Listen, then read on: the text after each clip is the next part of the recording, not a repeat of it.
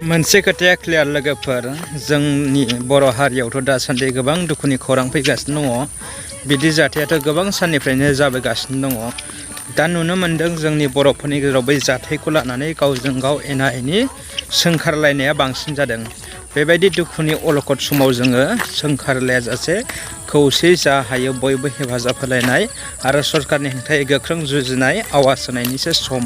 जों गावजों गाव नासयलायबाय थायोब्ला जोंनि खौसेथिया बहा फैगोन।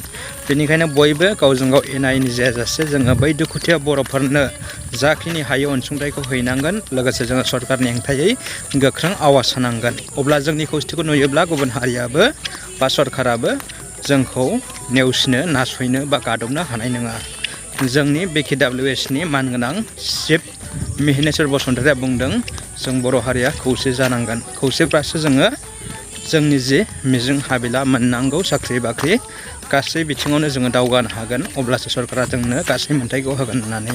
जुदि एना एनि गावसो जाबाय थायोब्ला सरकारा जोंखौ नासयनो बोलो मोनगोन आरो जोंनि मोनथायफोरखौ बिसोरो होनाय नङा। बेनिखायनो जोङो खौसे जाथारनांगोन। एसेनोसै लोगोफोर।